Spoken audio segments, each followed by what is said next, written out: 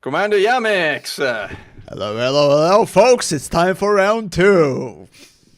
Round 2. So we talked about small ships, but as we all know in Elite, medium ships is where it's at.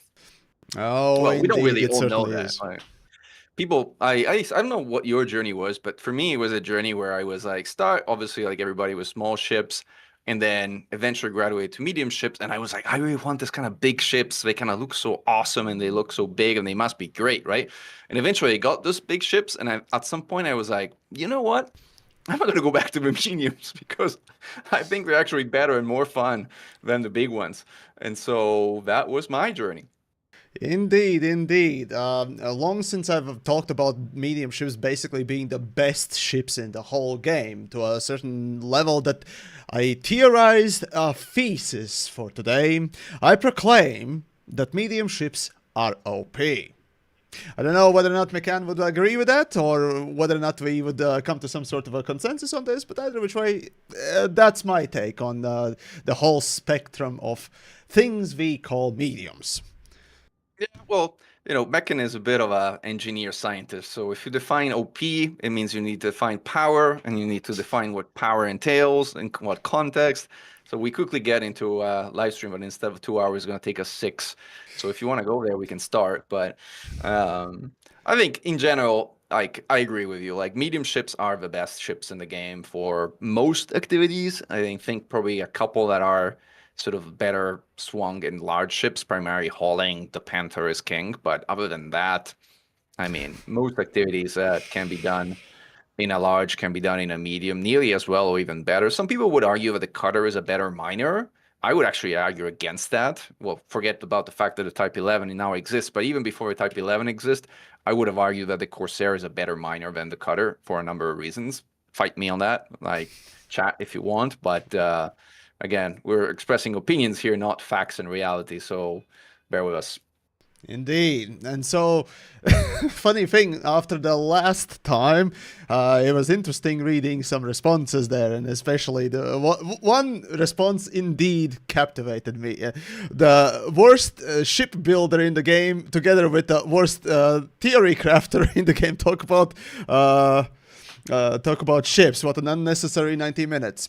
Well, boy, oh boy, strap in. The question I had on that more. one, Yamix, was who is which? I mean, are you the worst ship? Yeah, exactly. So vote now. Vote now. Who is the worst shipbuilder and the worst theory crafter? Anyway, what's the difference, by the way? What's the difference between a shipbuilder and a theory crafter? I don't know. Whatever. Well, hey, maybe you're theorizing what the composition of a Targoid butt cheek consists of. I don't know, or something. Anyway, cool. So, medium ships. Where do we start? Where we kind of glanced over already Type 6 from the last time, so to reiterate, right? Yeah, exactly. Famous Type 6 Explorer, Yamix. But like, by the way, guys, if you missed the stream from last time, go back and watch it because there are some gems like the Combat Dolphin and the Minor Adder and the Exploration Type 6, which are totally meta builds that you absolutely need to know about. But we're going to gloss over them. You can go back to those builds. We're going to talk about some other builds here. Indeed. All right then. So, well, since Type 6 is over already, the next ship in the price range for the mediums would be, hold on, Keelback. Oh boy, we're starting off strong already. Okay, so, yeah, Keelback, a modified Type 6, essentially, built for combat trading, or whatever the hell that means, essentially.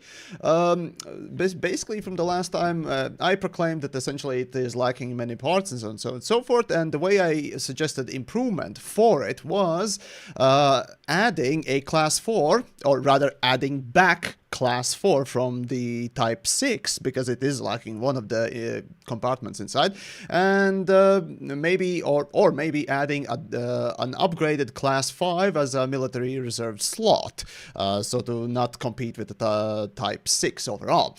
Increase its top speed because it is woeful for even a combat brick combat pebble that it is essentially, and increase rotational speeds because, well, hey, those flappy doodles are, well, they're funny, but, you know, they kind of look to do something, don't they? So, there you go.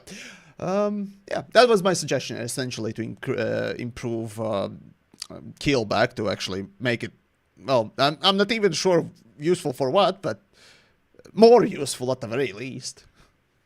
So the Keelback holds a special place in my heart because when the final sort of throes of the Thargoid War was going on, and Titan Kohio had essentially invaded Earth, a lot of people were sort of trying to learn and get into anti-xeno combat, and a lot of people were held back by saying, you know, you need all these engineered ships, and you need these meta builds, and all these things, and you need like all this crazy engineering. And I was like, no, guys, you just need some general idea of like what needs to be done here.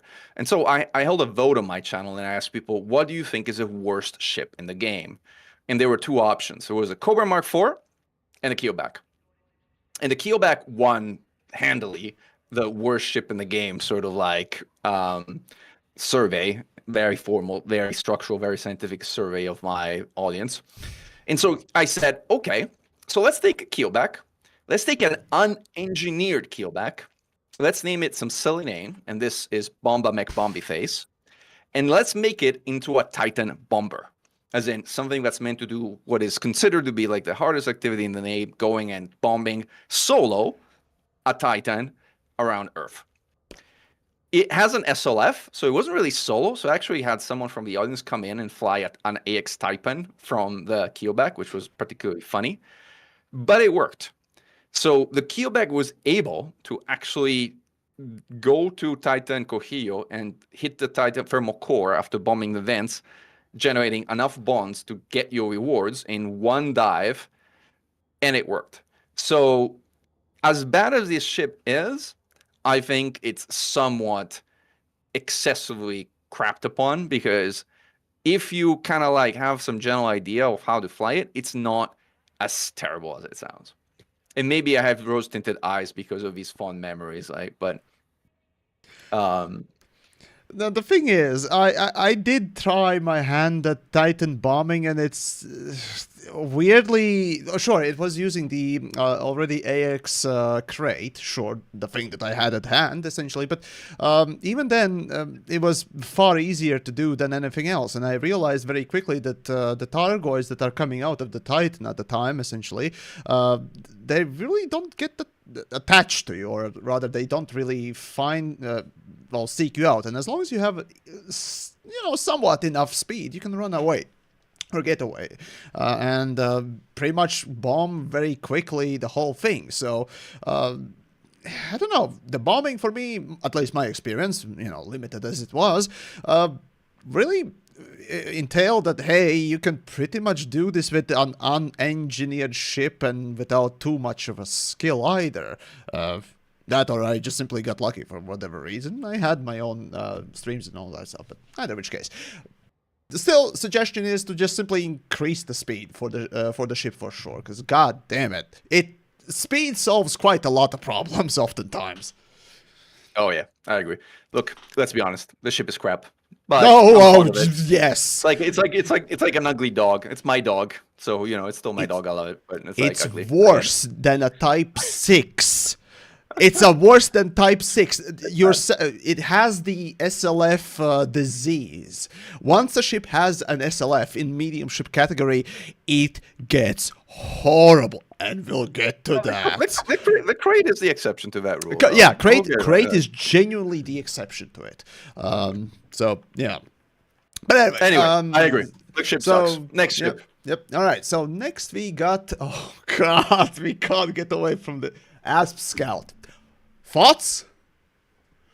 So the ASP Scout, you know, again, people kind of meme about it because I think the reality is most things that the ASP Scout does, there are other ships that kind of do them better.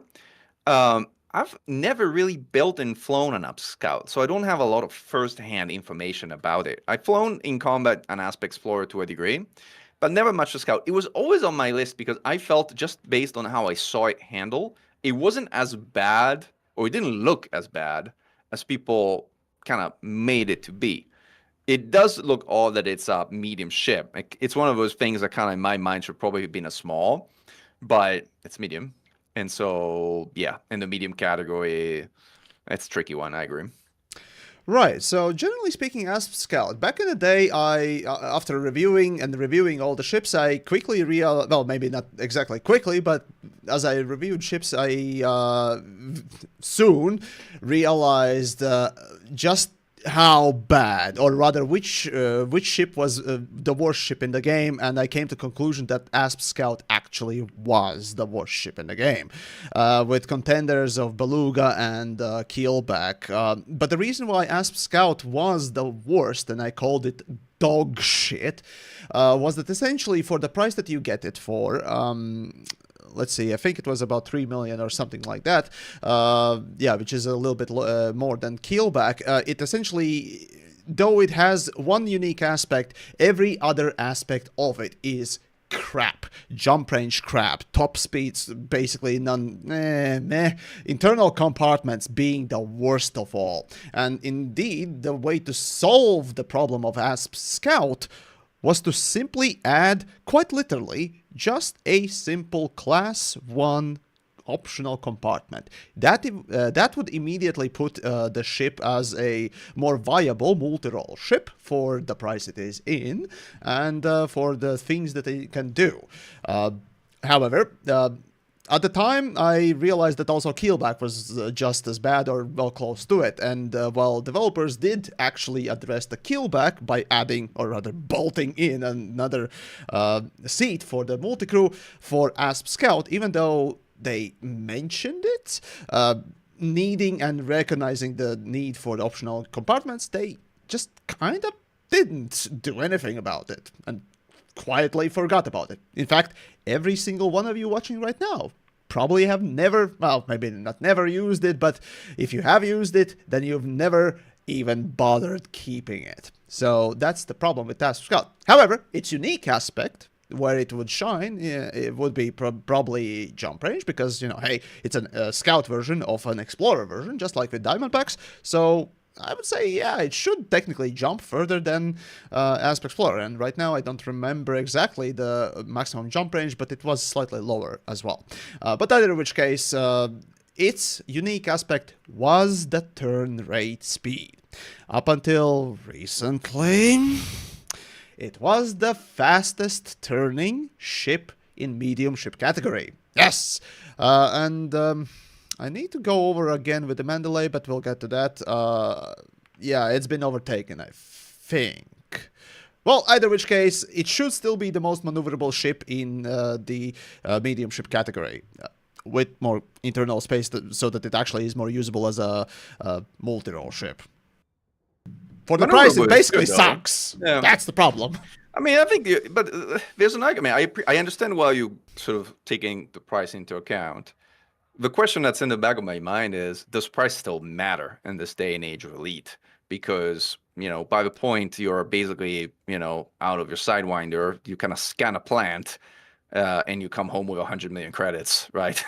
Well, then at that point, you might as well have XP unlocks rather than money unlocks, right? Yeah, money still has, or should have, some sort of weight because it is tied to rebuys, right? So the rebuy cost also is reflective of the price of the ship, and, you know, it's 5% of the purchase and everything on it, blah, blah, blah, blah, blah, blah. So even at the end game, you know, even though, yeah, sure, we're floating, just because we're floating in credits and what else, still doesn't mean that it shouldn't have a meaning, both in the early game as well as the late game. So the price, yeah, we overlook it, or rather justify, you know, stupid decisions for ship stats because, oh, well, I can afford anything, so who cares?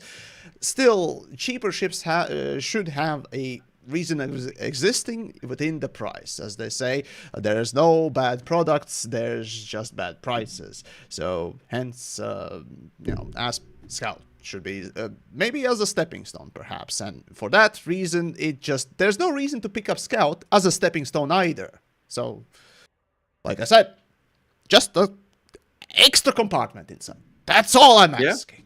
I think we all agree. The ASP Scout needs some love. Right. What we got next? Technically, Vulture is a small ship, so we are skipping over that. And we got ASP Explorer. Aspects. Oh. So. Aspects is, well, Aspects in the anti-casino community is an interesting creature because, well, many of us used it as a taxi ship for a long time. Its high jump range and decent internals meant that it was handy to get from point A to point B. Before the Mandalay came about, I think there were free options for taxi ships that were competitive, I want to say. The Aspects was probably the most popular. The Crate Phantom was another, which was larger, less maneuverable, but had better internals and could carry large hardpoint equipment around the bubble. And the Dolphin was kind of the opposite. It was kind of even more maneuverable, got around much quicker in Super Cruise, but couldn't carry very much as far as hardpoints and the like, even though its internals were pretty decent for a small ship. So those are the three more common, and maybe the DBX. The DBX is honestly fourth that was also used as a taxi ship around the bubble. So those were the four. The ASP Explorer in my book was mostly a scout ship because I didn't do that much exploration, but obviously in the world of Elite, it was mostly the premier explorer, sort of a default exploring ship. If you didn't sort of start going higher end with like the Phantom or the Anaconda, which were somewhat more sort of intensive builds that were also a bit less fun to fly, if you ask me, than the ASP Explorer. The ASP Explorer turned decently. It could do most anything you needed it to do for exploration. It wasn't remarkable, but it was a good enough ship. It was it was your trusty Toyota Camry, it got you from point A to point B, and it never kind of left you on the road, and you wouldn't quite be that excited to show off on a date with it, but yeah, it'll bring you to work and back on a daily basis. Yeah, indeed. So starting from the history point of view, essentially, ASP Explorer, when the game was just fresh, there were no, there were no cutters, there were no corvettes, Imperials also, but whatever. Essentially, ASP Explorer held the role of a mid-game explorer ship, essentially, because of the name itself, because of the polygon shape or shape. Essentially, it was beloved due to its low price and extremely just versatile internals, allowing for better, again, versatility than ASP Scout or Diamondback Explorer. However, with the drawbacks of less jump range than Diamondback Explorer. So resulting in just the permanent house for deep space explorers or just simply overall explorers, and hence the saying of asps in front of things became a literal meme from olden days, less so today for reasons, but essentially, like you said, yeah, a Toyota Camry or a Toyota Corolla, it was literally just your average Joe ship that you would take around and just do everything in, and for that it was perfect. So the big question is, should we change it? Should we, or how should we balance it? I mean, now that the Mandalay has taken over as sort of a sort of explorer of choice, I think it would be nice to see the ASP in a sort of more dedicated role. Like, if you could give it something that's unique to it, like, for example, being the only ship that can mount 2 SRV bays, or being able to do like something like that could be interesting. You got to give it some kind of specialized role, because like from an explorer standpoint and from the taxi standpoint, there's really very little reason to use an Aspects now that a Mandalay exists. The Mandalay does everything the Asp does, and it does it better. So it has totally power crept the Aspects. I don't think I've taken my Aspects out of a hangar once since I've got a Mandalay. Yeah, that's absolutely fair enough. And with my suggestions, I find ASP Explorer as the ASP Explorer, not Scout, Jesus Christ. ASP Explorer as the quintessential representation of early mid-game multi-role ship. It does everything, but it has, it's not best at literally anything, with exception of cargo space for the price range, blah, blah, blah, blah, blah. But for that reason, it shouldn't change. It should stay as a permanent fixture, as the representation of the game. In certain areas, hell, especially back in the day, I would say that ASP Explorer became a lot more popular than Cobra 3. and it became basically the poster child of Elite's community. Was the Cobra Until Free ever engineering. popular in Elite? I mean, I don't know that the Cobra Free was ever that popular, honestly. Well, when even today, when you see maybe Elite the Dangerous first week being after launch. advertised, Yeah, I mean, it's iconic. It's certainly iconic, but it's not ever popular. People didn't fly Cobra Frees, not even back in the day, at least in my experience. Well, when you're just grinding through the stuff, obviously it's a ship that you would drop off very quickly, depending on how quickly you get more money. But yeah, absolutely. And as a stepping stone, yeah, it works. But just like Cobra 3, ASP Explorer, a stepping stone for bigger, larger things these days, especially, and a quintessential multi-role. Anyways, all right, so. Moving on. Oh boy, we got Federal Dropship. Oh god. Ooh. Thoughts? I had one. I sold it. So the Federal Dropship is a ship you fly sideways. That's essentially how you fly the dropship, because the ship yaws, but it doesn't really pitch. So it's probably the only ship in the game that you fly sideways. And I have to say, flying a ship sideways is something I had a really hard time to get used to. I don't know why. Maybe it was a skill issue on my part, but it just didn't feel very intuitive. And beyond that, again, it's a ship that doesn't have really a lot going for it. It's like stuck in between the Federal Assault Ship and the Federal Gunship. And most of the things you do in a dropship, you probably want to do in an assault or gunship instead. So yeah, Federal Dropship is unfortunately relegated in one of the really bad ships that I didn't even bother building. All right, then, fair enough. Right, so technically the it is cheapest Federal unlock from all the unlocks possible for the Navy. The ship itself is the second unlock in the list of ships that possibly can be unlocked from the Navy ranks, essentially first being the Courier, but in a different line. Either which case, the ship overall, yeah, like you mentioned, at the time did boast a surprisingly high, compared to the pitch rate, yaw turn speed, making it a little bit more intuitive to fly with a yaw pitch mode for mouse rather than pitch roll. Regardless, the ship itself overall suffers from plenty of things. However, it is cheap, at least was cheap for this for its price range, and the unique aspect of the ship overall is its hull. It's extremely hard in comparison to everything around it in the price range, as well as the fact that it used to be the most hull capacity medium ship of all of them. Yes, not even any of the higher tier Python, for example, could have as much hull as a dropship. Also, dropship surprisingly had quite a bit of capacity, obviously, the internal space, making it surprisingly more usable for something like mining. But the unlock cost itself also already caused plenty of problems. Even back in the day, it suffered from basically not having game support for it. The hull tanks basically are not usable. Pure and simple. The game does not exactly want them to almost exist. So, as a true hull tank, it just had no place. Like Viper 4, just had no place. However, we gotta train you in anti-Xeno combat, Yamix. If you say one more time that hull tanks have no place in the game, I'm dragging you to the Pleiades. And dropping you into one correction then. I'm dropping you with your nice shields in a gaggle of hydras and see how well your shields do in there. Right. For context, I have killed Basilisk, of course, only, but with a Sidewinder. Okay, I've done it several times. I genuinely enjoy that challenge. It's really the most challenging anti-Xeno I've done thus far. I still can't do Medusa. I can do Basilisk with Crate, but yeah, I like the skill for anything bigger or different.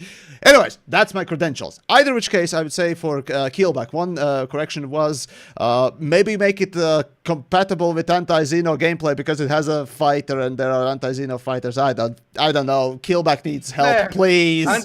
So first of all, sorry, one more correction there.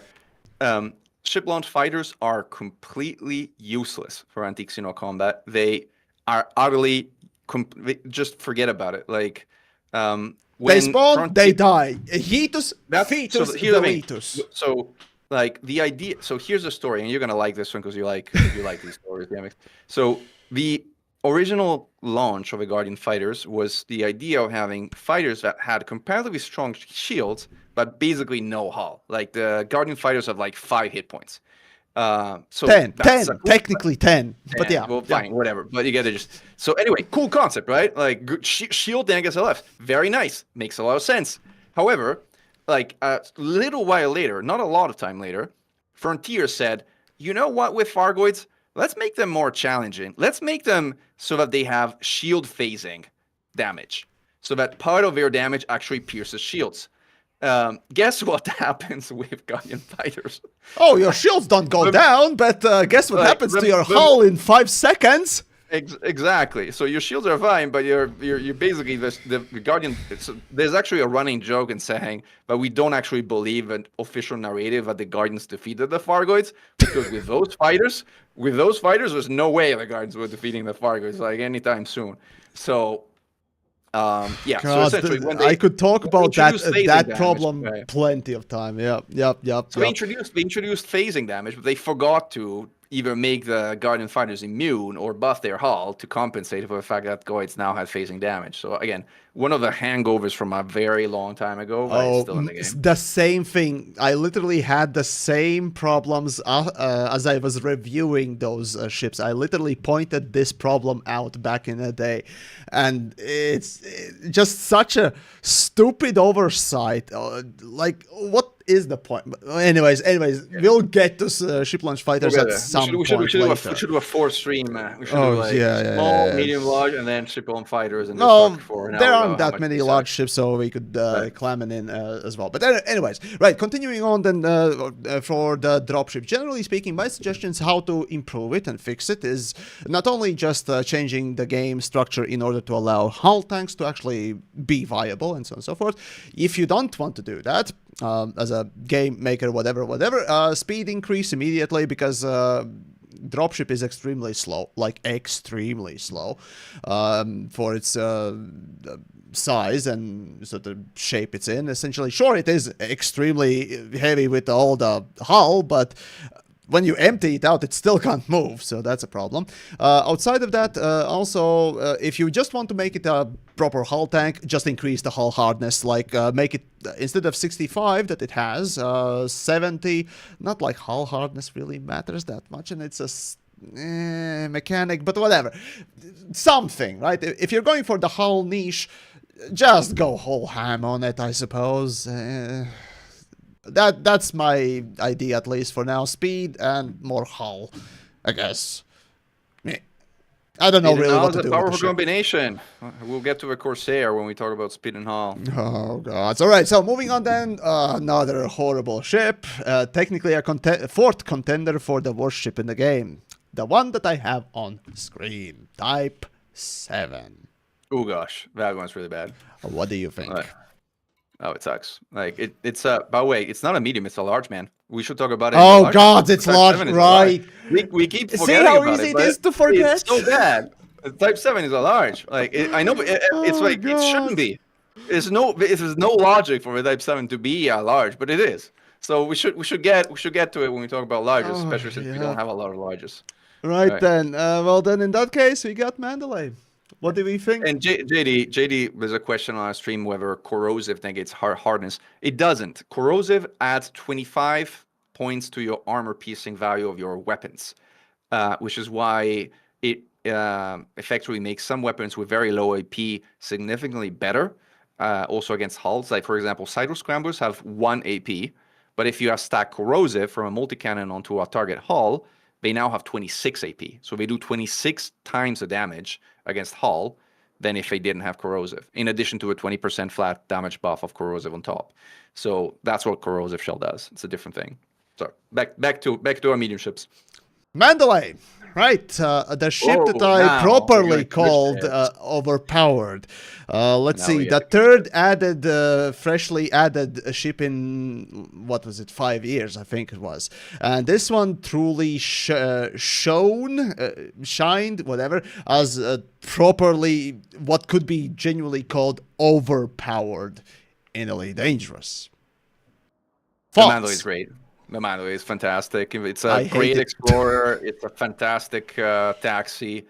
It's actually a pretty viable combat ship. So if you think about sort of fighters, medium fighters in my mind, there's a bit of a continuum, right? In terms of what's, let's call it meta.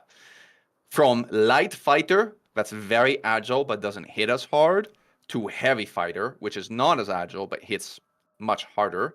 You go Mandalay, Chieftain, Crate, Corsair.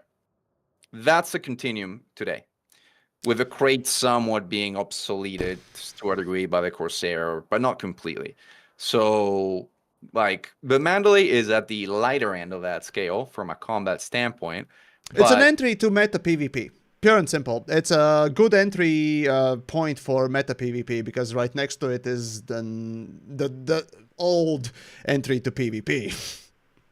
Well, I think honestly, yeah, you could. I mean, I guess you could see it that way. I think in general, what you would probably see is though that the entry to PvP remains the Fer-de-Lance and maybe the Python Mark II. The Mandalay, I think, is actually a high skill version of PvP. Like you can use to a great effect the Mandalay in PvP if you are a really skilled fighter that can make its agility work to your advantage. But you need to be really, really, really good to be able to do that. If you're not at that level, I think you're better served with a Fer-de-Lance or a Python Mark II in PvP. Noting I'm not a PvPer, so I'm talking a little bit out of my rear end. Well, hey, I've tried it. I suck at it. So, well, all I know is mainly what people use against me and how they use it. So, at the very least, I can recognize when I'm getting properly handed my ass rather than when somebody's pulling out a Corvette for whatever reason Yeah, and then just Corvettes in PvP and runs away. Either which case. So, what changes would you suggest to it, if any?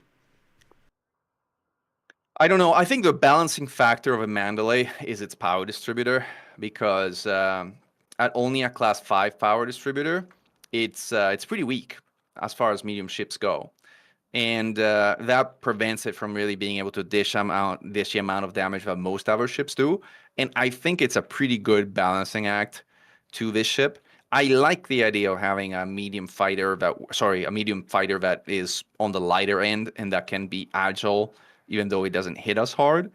Honestly, I would keep it as it is. I think the Mandalay is in a sweet spot from a sort of balancing out perspective. Okay, so the ship that is the furthest jumping ship in the game has the second best yaw turn rate in the game, has essentially extremely high speed on top of it. Doesn't need any balancing, really. Yeah, well, because it doesn't sting. So, you can dance as much as you want, but, if you meet a Python Mark II, it's going to punch you in the face and you're going to get blown to dust. So it is balanced in that way, right? It has things that it is remarkable for, which are the ones you mentioned. But and remind me, how many times more Python Mark II is expensive than Mandalay? Again, I don't know about the credits, but as I told you, I don't tend to think about credits much at this point in the game. It is part of the game. I think the maturity of the game. I mean, if you think about it though, like think about inflation, right, and how things worked. Like the amount of credits per hour that people used to make in the game. I mean, what was it at launch? It was like 5 million per hour tops if you were really, really good. Close to that, yeah. 10, the top end was maybe 40, yeah. The top end 40, was maybe 40 if you super meta. So I'm running a guide about creating netting right now, and without super optimizing, without min-maxing, today you can easily make 300 million an hour. And if you really know life it, you easily can get close to but doable, yes. Easily. Yeah, easily. Like if you mean Arthros or not? No. Offers are gone. There's no offers in the game right now, so that's not even viable anymore. They're all gone. Like the money now, the teasing some of the content coming down the road, but some of the best money-making activity in the game are exobiology, scanning stratum tectonica and first foothold world. Those are 95 million a pop, man. 95 million a pop. Or stacking massacre missions, or stacking wing mining missions, or doing anti-xeno combat zone, which is a bit more involved. But all the other ones are much easier. Especially like the wing mining missions don't even need you to mine, because the contracts are for commodities you buy on the open market. So, I mean, all of these things you can do basically on day one, and they pay up to 300 million an hour. Real, not made up number. They are really 300 million an hour. If you count the time, I and you want need to see know, actual data there, but yeah, by all yeah, means, show the by numbers, all but, means. we can Anyways, talk returning then data, back right. to Mandalay, right? I do take price in count, hence how I judge ships on all the stats that are available. My problems with the ship overall were plentiful, but to just highlight the aspects of the ship overall. So by lore, as the text blurb is written, essentially it's supposed to be, you know, this hyper-focused jumping ship with some weird aerodynamic thing. Well, let's presume that it's meant to, you know, supposed to be about the whole rotational speeds and actually basically being a very turn-tastic ship. Okay, cool. So turn rate and jump range. Now tell me, what the hell are you sacrificing for it? The answer is not much, if at all. That class 5 power distributor? Oh, yeah, that is definitely the biggest limiting factor. Or rather, maybe only limiting factor, as a matter of fact. Because here's the thing. Its shields are also larger than Chieftains, which is another fucking problem, but regardless. Overall, the maximum jump range in the game, the furthest jumping ship in the game, has to sacrifice something. Pure and simple. Looking at, for example, Anaconda, when you... Yeah, sure, it's a large ship. It costs extremely a lot, and you have to strip it down in order to get that maximum jump range. Mandalay, again, yeah, the same thing. If you strip it completely down, blah, blah, blah, blah. But Diamondback Explorer, it sacrifices something. It has a specific drawback, meaning the internal compartments, in order to reach that top end. The same thing with something like a Holder back in the day, and ASP Explorer being, you know, underneath the Diamondback Explorer. But regardless, point is, if you have this one super standoutish best thing in the world, right, you have to have a drawback. And that class 5 power distributor, sorry, it ain't gonna cut it. It's too good still. On top of it, the interesting aspect of Mandalay essentially is that its maneuverability, well, when it came out, it had the best yaw turn rate. That is an incredibly interesting stat. I like it, and it should stay. However, the overall maneuverability was incredibly good too. Sure, the pitch rate was noticeably lower than its peers in this sort of price range, and that's fair. However, even with that, its overall maneuverability was starting to rival, if not beating... Oh, wait, no. It didn't beat ASP Scout, but it was so close you could sniff it. And this is a lot easier to ship to fly overall. So, what is the sacrifice? Speed? No, it actually is faster than ASP Scout, even though it is, I think it was heavier as well. Either which case, point is, the ship is lacking any kind of a proper drawback for the just genuinely amazing things that it can do. And on top of it, as well, there's an interesting aspect of Mandalay that the more pips to engines, the faster it turns. While normal ships back in the day, all the ships with the exception of the new ones, well, not all of them even, Mandalay is the exception in the pip increasement in maneuverability by 50%, going from 2 pips to 4. 50% more rotational speed with just extra 2 pips. You know the Corsair is bugged and works backwards. Oh yeah, I know. It's hilarious. But yeah, in comparison, all the other ships are 15% increasement in maneuverability, while Cobra 5 being the only other exception, gaining only 30 or 33%, something like that. On top of a very good number, though. So yeah, it's an exceptional feature that, yes, looking at the ship overall, it should be its gimmicks: rotational speed and jump range. but not the top speed. The top speed should be dropped, and the weapons as well. If this is a Explorer ship, technically, you know, this looking... Why the hell does it have so many weapons? It should not compete in combat. It should be, perhaps, maybe first dedicated Explorer ship overall? No? Well, No, I mean, we're gonna strap even weapons on it, making it literally competitive in combat. It has no large slots, but more importantly, it doesn't have the power distributor to power even the slots that it has, so it doesn't matter that much. There are these things called I appreciate. weapons. Yeah, well, kinetic weapons, yeah, they have their own drawbacks. I mean, look, I understand your point. I think you have certainly a point here. I think you're underestimating how big of a compromise that power distributor size is in practice. You have to work around it, but it still can compete with Chieftain. I judge by what I see out there often, right? When I go to like Hadzaresses or anti-casino combat zones or CG events or whatever else, you don't see Mandalays. If the Mandalay really was that OP... In a CG, you're using... I mean, come on. CGs are PvE events. You're going to use for PvE event the biggest boomstick, meaning one of the large ships, if you're talking about... you see Corsair. Combat, or you're going to see cargo ships, essentially. So, again, PvE events are not the only ones, and I look at the bigger picture and so on and so forth. But, yeah, my suggestions for fixing, maybe just simply actually making Mandalay more sense overall was, let's see, top speed reduction, removal of hard points, removal of optional internal space, because it is a stripped down maximum jump range. It doesn't, rather like Diamondback Explorer, it needs to have less internal space. Besides, visually speaking also, where the hell is all that weight going inside? Have you tried to measure it? Because it doesn't make sense. Compared to other, wider ships. Like that pregnant belly, that's not enough space. If you're trying to make it visually representative. But either which case.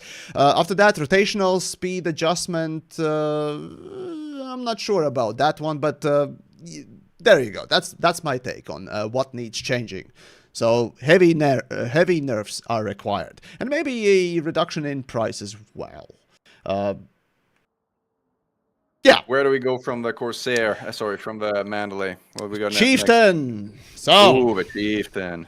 Take it away. Iconic ship. I mean, the Chieftain has been the workhorse of the anti-casino fleet for the longest time, up until sort of really the Fargoid War, where because of its limitations in terms of hardpoint placement, it kind of like sort of started becoming less popular compared to the Crate at that point. And now ultimately the Corsair nowadays. But for years on end, if you did anti-casino combat, you had a Chieftain, and the Chieftain was the meta. In fact, the meta chief was a build that sort of celebrated build. This ship is great. It excels to date in solo combat against anti-casino forces. It's a fantastic hull tank. It's got great flexibility. It's reasonably fast. It's reasonably tanky. I mean, what's really not to like? I think it's a great all-round ship, which to this day holds its own. It may have been sort of overtaken for specific activities by some of the newer ships, but I mean, honestly, you could take a Chieftain out today, and you could give anybody a run for their money, I would argue. Yep, I absolutely hate just how good this ship is. Well, back in the day when I reviewed the ship, that was my conclusion. It just does everything that it's supposed to do wonderfully. It just works. Everything is not overpowered. It's just one of those design examples of it just fits the role sort of perfectly, and there are drawbacks. You can feel them tremendously, like the top speed for PvP is... Well, it's lacking. However, it doesn't lose as much speed as the more crap you cram into it, unlike a few other ones. So it still is doable for that anti-Xeno, though for PvP, it's lagging behind something like, say, for Federal Dropship and Imperial Clipper. However, because it doesn't have the unlock requirement, it beat out the Federal Assault Ship and Clipper, which essentially are the same 3 ships, just with slightly different configurations in the same sort of The price FAS, bracket. yes. The Clipper, no. You can't tell me the Clipper Oh, is in yeah, the FAS, I agree with you. The Clipper, Clipper has no. problems. Okay, it's a literal same ship in just a large facade. No, and that's no, where problems Clipper, begin. The Clipper hardpoints are a mess. That's the thing. The But Clipper overall, hardpoints are just Chieftain, terrible. Chieftain is that perfect entry point for PvP and general mainline combat. The fact that it is really useful for anti-Xeno is obviously also within the lore and within the gameplay as well, reflected wonderfully. And again, like I said, I just hate how good it is. Like, this is the ship that I'd like to see more of overall. It's specifically for combat, and it does what it's supposed to do. It fits the role and lore to a certain degree, and looks cool just as a bonus. So yeah, good. There you go. Then moving on, if we got. Yeah. All right then. Moving on then. Federal Assault Ship. Speaking of the prototype, shall we call it? Yeah, exactly. The Federal Assault Ship is a Chieftain before a Chieftain, right? Yeah. That's what the ship is. All right. So back in the day, this ship was the meta PvP alongside, or rather competing with Fer-de-Lance. That's how good it was. And to a certain degree, I wish it still was. But because of that Navy unlock, obviously barely anyone even ever bothers getting it, or even using it afterwards, because hey, you have Chieftain, which is also better. However, the bonus for Federal Assault Ship is, yes, it's a more hull tank than Chieftain. However, it has more speed. Yes, as a matter of fact, Federal Assault Ship doesn't have the drawback that Chieftain has. Less weapons, so less variety, but basically the same damage output overall, making it, again, a competitive ship overall. So my suggestion, just like with Federal Dropship that I forgot to mention, was in the modern era, give Federal ships, or what I call them, Federal piggies, the unique movement change for rotational speeds, making the pitch and yaw the same speed, allowing for that roll pitch to be replaced for yaw pitch mode, essentially, or at least allowing it, making that unique aspect for it. But overall, Federal Assault Ships drawbacks, let's see. Right, my suggestions were rotational speed change, yeah, and the game changes, because here's the thing. Like I said previously, all Federal ships and, Federal Assault Ship being slightly better Federal Dropship, doesn't have so much hull, has more shields, but still suffers from the fact that the game simply does not support hull tanks, sadly, and that's where it falls off compared to Chieftain. Not only because I'm throwing you in a ring of hydras next time I see you, man. Oh God! I'm gonna play this. I've tried. Shields. I shields on. We'll see. Yeah. We'll see what you think of shields by the end of. When you come out. Again, right. Like I said, I've killed a basilisk in a Sidewinder. Now tell me, can you actually do that with Sidewinder having shields? No. So I fly without shields. Not easy, but it can. No. When it comes to Targoid combat, it's flying without shields for small ships for me, definitely. For anti-Xeno, actually shields surprisingly less worth because of that seepage, but regardless. Right then, Federal Assault Ship, yeah, that's my suggestion, and moving then. Oh, nice. Oh, gods, here we go. Speaking of, derivative work, Alliance Crusader, the one with the Crusader, the one with ship-launched disease. Yeah. Any ideas? First of all, I think, is it before the Challenger? The Crusader is cheaper than the first one was Chieftain, then Challenger, the more expensive one of the three, and then the last one was Crusader. But the Crusader is cheaper. Crusader is 6 million cheaper.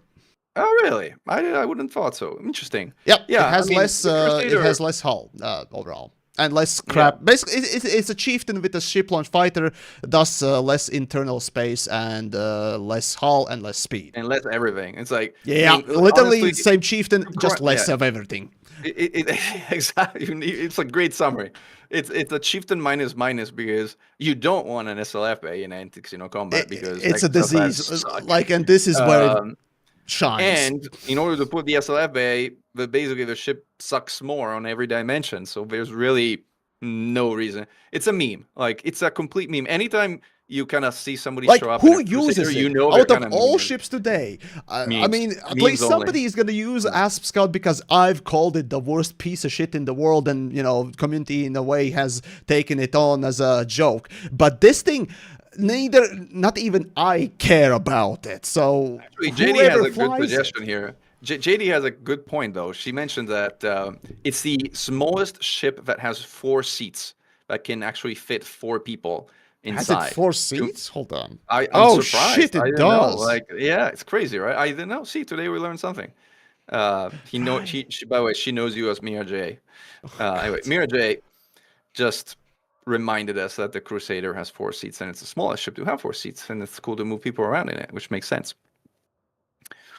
So how do you fix it? What do you do? You just delete it from the ship roster. I agree. I agree. This is one of the ships that nobody will notice. Like, oh, the Crusader is not there anymore. Oh, really? Who cares? Sorry. Let's move on.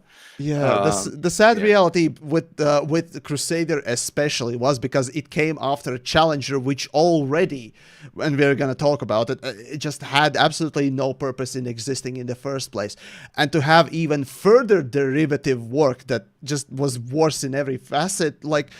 What were developers thinking with this one? I mean, yeah, sure, they wanted to give us anti-Xeno stuff, but when ship launch fighters sucked in the ass, and this was just worse in every facet, like, why? And this is one of the ships that I agree we need to delete it or change it. I don't know. To fix Crusaders, you gotta fix SLFs. It's as simple as that. Yeah. Like, if you make SLFs not suck, then maybe the Crusader will not suck. But otherwise, if SLFs continue to suck, the Crusader will continue to suck. It's like, that is true. That is true. And it looks cool, despite the fact that it has a fucking spoiler, goddammit. Anyways, my suggestions really was, well, add speed or armor. I don't know. Like, what the hell do you do? So, then moving on to Alliance Challenger, the second, or rather the first derivative work. Essentially, they took... Challenger Chieftain and crammed in more weight, basically making it more expensive version of Federal Dropship. And that's what it literally was. But it had less armor still than the Dropship. It had more speed, more weapons, and that's the big part about Challenger. It's slow, but it has more weapons for what accounts as an early mid-game ship, essentially. Or mid-game combat. So, what do we do with this one? I love a Charlie. A Charlie is a chunkier chieftain, essentially. But it distinguishes itself by having some things which are particular about it. It's slower, it's tankier, but its weapon setup is the thing that distinguishes the most. Like, the Challenger flies typically with 3 medium things. They can be railguns, they can be Gauss cannons, they can be whatever you want underneath the nose. And those 3 medium slots have some of the best weapon convergence in the game. Which it's large, medium, small. But yeah. Yeah, but it's I mean, I was pretty sure there's 3 mediums on the nose, unless I'm kind of No, it's a large. It's a large. It's a large down on the nose. Okay. Anyway, I think so. Oh wait, no, the large one is at the top. Yep. Yeah, I'm pretty sure. Yeah, Max. All right, sorry, go back. So yeah, no. Again, the Challenger, I have some time in the saddle, so I this one I know pretty well. The 3 mediums at the bottom have indeed the best weapon convergence in the game, or among the best convergence in the game, and furthermore, you can couple this ship with Gauss cannons and with Cytoscramblers in the small slots, which make for a really powerful combination with a ship that can do damage to fire rate hulls and do damage to shields with Sidos. The Sido Chally is like one of my honestly favorite builds. It's a ship that flies just so well. It requires, I think, a bit more experience to use on the Chieftain because it flies not as well, but it performs incredibly It's well even once slower. you have it. It has the Yeah, it's same slower. problem as Dropship. It's just slow. It's slow, but it handles a lot better than the dropship, and the overall weapon setup is a lot better. So in my book, the Chally used to be the best wing fighter before the Corsair came about and before mod shards and crates with mod shards started showing up. When mod shards came about, when modified shard cannons came about, then this ship started falling behind because honestly the crate is a better mod shard platform than the Challenger. But still, it's got a place in my hangar, and I think it's gonna retain a place in my hangar. Right. My suggestions for fixing it, generally speaking, was reduce hull hardness, essentially making the hull a bit more squishier. Let's see, reduce maximum hull HP, buffing shields. In order to actually give it some sort of a role, turn it into a more balanced build rather than a full hull tank. Because otherwise, I don't really see the point in this thing existing already. So yeah, it would be at least something interesting. Or maybe just add another utility slot was my suggestion. To, again, distinguish it in some kind of a way, giving it something. But even so, the speed needs... Although, no, actually speed didn't... Yeah, my suggestion was not to add more speed. Although that could also be used... cheaply, I suppose. But regardless, I really don't know what to do with these two Alliance ships. Jesus Christ. Speaking of, I guess we can move on then to one of my favorite underdogs or garbage, probably 5th worst ship in the game, Federal Gunship. Another gunship has a place. But a gunship has a place in the universe. It's a another ship ship with a disease from fighters. Oh boy. Although I honestly think of all the ships that are diseased from fighters, this is one where the disease matters among the least because the ship doesn't need a fighter and doesn't use a fighter to do what it does, which is hit like a freaking truck. I mean, it is the slowest ship in the game, which makes it really difficult to use for just slowest about ship anything. in the game is Type 9. But really? It's faster than Oh yes, Type 9 is absolutely Okay. the slowest. Absolutely. Now I'm kind of curious. But anyway, at the very least, it's the slowest medium ship in the game. And for a ship that's like meant for combat, it is an incredibly slow ship. And now I'm kind of like, oh yeah, well, that's the like, biggest drawback of it overall. Even back before engineering was a thing, it was already struggling in PvP. Though I did see it in PvP back in those olden days. But yeah, once engineering came in, it just could not keep at all. Especially when the medium average top speed rose to about 550 or so. This thing still running around in 450, yeah, no, at most, remember, at most, it could not. Damage, sure, it is the cheapest class 7 power distributor carrying ship, so it could definitely hang around with those weapons, and there were a lot of them, especially for a medium ship. It had the most hard points, but the amount of damage was just utterly shot in the knees by the tremendously slow speed, like just tremendously, and optional internals also didn't leave much to be desired there. So yeah, I love this ship. It looks so nice. I want it to work, but even your average pleb Johnny Bobby can outrun it and just basically just run circles around it, and you literally have to solely rely on the reverse ski on this thing more than any ship in the game, with the goes into combat in general, right? Not counting, Type 9s and whatnot else.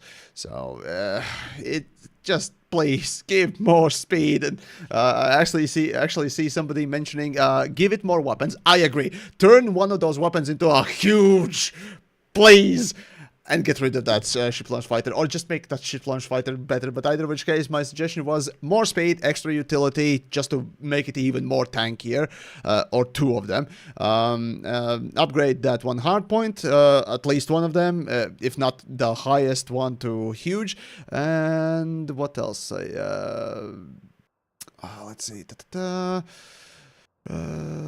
Yeah, and add the federal maneuverability profile. Add basically changing the pitch to be the same as your turn rate. Potentially by sacrificing rolling. That'd be honestly really interesting and fun. But other than that, yeah, it's another hull tank, especially a super slow one. And I'm sad. I'm sad that it not even once can be used in any kind of a thing. Hell, not even your average Johnny Bobby will bother because it is behind the damn it, the Navy rank. I mean, I've used it for two things. I've used it as a speedrunner for solo GOE combat, which for a while it was, quote, the meta speedrunner among medium class ships, because it one that hits the hardest before the Corsair came about and the Python Mark II came about. And then I've used it as like a glass cannon anti-Xenon combat zones. It's probably the ship I survived the least amount of time in, because it just gets blown up so quickly based on how slow and so it is and how hard it runs with the weapons that it has. So yeah, I want to like it, but I really have a hard time imagining it. How to recommend and that's it. What you have. That's what you get when you get AIDS. I mean, ship launch fighter. So yeah, sadly, the reality is there. So moving on. Crate Phantom. Ooh, yeah. No, So start getting into good ships again. Yeah. So when this ship came out after Crate 2, honestly, I was worried that this would replace ASP Explorer, because it genuinely looked like a straight up upgrade path for appropriate price, further jump range, just similar but larger internal cargo space, bit better weapons, and yeah, just straight up upgrade. For the price it is in, honestly, it should be nearly rivaling Diamondback Explorer in jump range, while still carrying all the stuff that it does. So yeah, I still have having the power distributor at class 7, allowing for those two largest, two mediums to just be shot at constant. Frankly speaking, a bit too high, but regardless. So what do we think? What's the problem with it? How do we increase it, decrease it, improve it, just throw it in the dump, or I don't know, put it in a corner and maybe love it or something? I mean, again, it depends on what the purpose is. If the purpose is like an explorer or taxi ship, I think it's in a pretty decent spot. Again, it's been surclassed by the Mandalay, but this used to be my main taxi ship. I used to get around the galaxy in a Phantom. That's quite an expensive one, though, but okay. Well, it's not like you lose your taxi often. I mean, so like, it's usually some major skill issue if your taxi gets blown up. So it's not that expensive once you have it. Also, again, as I mentioned, I don't think credits matter that much at this point in the maturity of the game, but the ship itself is better than the Crate Mark II in a number of dimensions, but the crippling factor of a Phantom is that it only has 4 hard points. That is what those are not particularly large ones either. No, they are. I mean, there's just two. I mean, it's too large. It has the same hard points as a Federal Assault ship. Just to put it in perspective, a ship that is twice as cheap. Yeah. Let me check. So, yeah. Twice as cheap. So yeah, with just 4 hard points, like just 4 hard points is such a limiting factor in anything that's combat related that basically effectively rules this ship out for most mainstream combat users. There have been a number of people who have flown this in combat, and to a degree reasonably successfully, because it flies better than that power distributor allows for quite a bit of burning. So it does. It does. And so, I mean, it was a higher finesse version of a Crate Mark II for more experienced pilots that choose to fly this one because they prefer a more agile version of a Crate. But in this sort of modern age, I don't know anybody who mains the Phantom anymore. And yeah, it's hard to recommend. Even as a taxi, it's being surclassed by the Mandy, and as a combat Yep. ship, they're just better options. Yep. It's a good glory day ships of old, but one that doesn't really have a place in the meta anymore. Not even old. It honestly, people keep forgetting this, but it is one of the youngest ships. I've actually come to think of it. I think this was the last ship before before Mamba was released. I was I gonna say this was think before so. Mamba. It is one Yeah. of the freshest ships, in fact, after the 5-year gap or something like that. So yeah, it's what olden days are we? I mean, fair enough, Yeah. fair enough. Well back. But yeah, my suggestion overall was increase the rotational speeds for the ship because hey, it is a cheaper. Essentially, it has the same rotational pattern, slightly better, but about the same as Crate 2. And honestly, for something that is lighter, it should turn faster, slightly even. So that was my reasoning behind it. Then the power distributor really could easily be downgraded. The power distributor also could be, well, power plant and power distributor could be downgraded, and then increase its jump range even more a little bit, and yeah, decrease maybe the price. And lo and behold, you have a pretty decent exploration ship that could actually compete with Diamondback Explorer, perhaps, or Mandalay, if Mandalay actually gets Yeah. the suggested changes. I would give it 2 small hard points, and then I think it would make for a somewhat decent combat ship. Maybe exchange the 1 medium to 2 smalls. Still deals a little bit more damage and gives more versatility, but that's No, not I a mean, bad idea. but then you'd only have 2 sort of slots for medium plus weapons.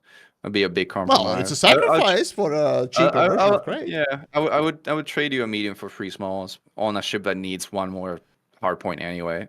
Those Otherwise, that are wondering, good deal. the 1 medium or 1 higher class hard point deals less damage than 2 1 class smaller hard points. It's a funny little thing.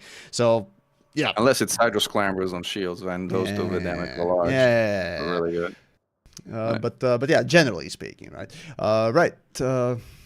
Oh gods. Then we have the second added ship in the recent times, Type 8. So, any ideas? I think the Type 8 and the Type 11 compete for being the worst ships that have been released for ARCs in my book. And yet they are I mean, still incredibly good. yeah, I mean, they have some kind of role. I mean, what is the role of a Type 8? The role of a Type 8 is that it's the best medium hauler. That's it, right? That's the role of a Type 8. But let's be honest, who gives a damn about the best medium hauler? Like, hauling is mostly done in large ships, and if you ever need a medium hauler, you can totally get away with a Python or Crate, and it's fine. Like, the fact that the Type 8 hauls a bit more, again, honestly, if I wasn't doing this for fun, I would never. I mean, I killed a Hydra in this thing, and then I think I took the ship out maybe once since it released.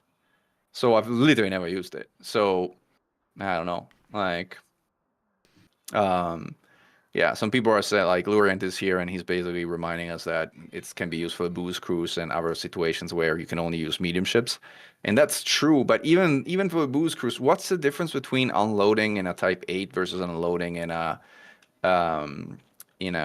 Python? I mean, it's About 100 tons or 33% of Python's carry capacity. 33%, son. I think that's a big difference. That is a tremendous difference when you actually start to calculate how much more time it actually saves. Yeah. So. And there's FCO stabilization again. People are reminded. Oh yeah. I No, keep again. Guys, you're right. I mean, the Type 8 is a better medium hauler than anything else.